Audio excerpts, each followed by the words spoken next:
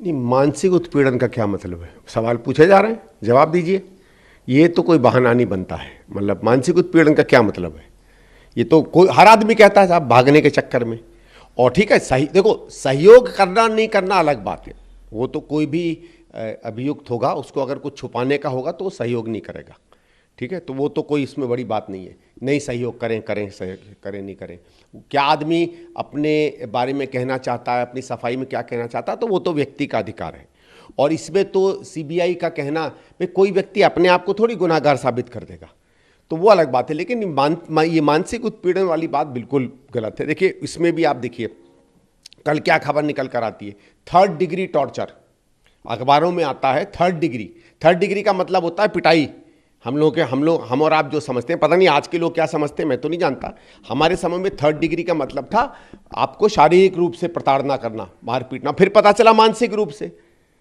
और एक और चीज देखिए, 2 या 3 दिन पहले यही केजरीवाल बार बार कह रहा है कि सीबीआई के अधिकारी इतनी अच्छी तरीके से पूछताछ कर रहे थे कि उनको मालूम था कुछ हो ही नहीं रहा है।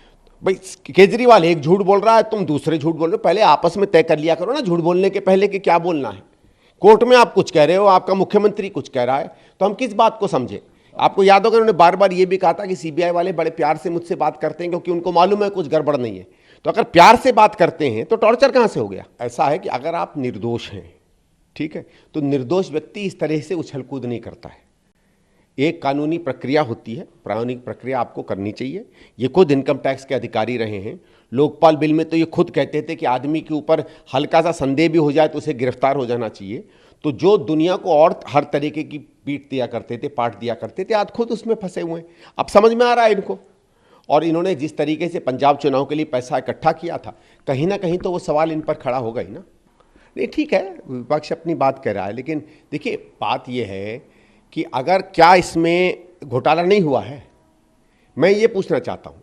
सीबीआई क्या करती है क्या नहीं करती है वो अलग बात है। हम लोग भी मानते हैं सीबीआई ईडी जो है राजनीतिक प्रभाव में भी इस देश में काम करती है, इसमें कोई दो राय नहीं है। लेकिन बात क्या हर केस में राजनीतिक प्रभाव में क्या काम कर रही है? बल्कि इसमें तो उल्टा है। तो कई महीने पहले इनको गिरफ्तार कर लेना चाहिए था। हमारा तो ये कहना है कि दिल्ली में सबको पता है कि ये घोटाला हुआ है, कोई ऐसा नहीं है जिसको नहीं पता है। तो जब मालूम है घोटाला हुआ और उसमें कोई अगर पकड़ा जा रहा है तो फिर ये राजनीतिक प्रताड़ना का सवाल नहीं बनता है। वो तो देखो, जब ऐसा प्रतीत होता है, आपको बताया जाए कि प्रताड़ित कर रहे हैं, तो कोई भी पत्र लिख देता है, तो इनको मैं गंभीरता से नहीं लेता हूं। जहां तक टीआरएस की बात है, वो तो प्रणेता हैं इस पूरी भ्रष्टाचार के।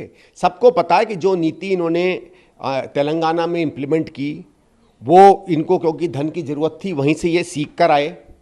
तो टीआरएस और उनकी जो बेटी हैं जो भी फंसी हुई हैं, वो और ये तो इसमें साथ साथ हैं। वही तेलंगाना के जितने सरमाएदार हैं, शराब के ठेकेदार, उन्हीं लोगों को यहाँ भी कॉन्ट्रैक्ट मिले। तो उनमें इनमें तो सीधा सीधा संबंध है ना भाई। देखिए, अगर केजरीवाल और सिसोदिया जेल जाएंगे तो टीआरएस भी जेल जाएगी। बात तो उसमें कोई अलग नहीं। तो ये तो एक दूसरे के बचाव में खड़े हुए हैं।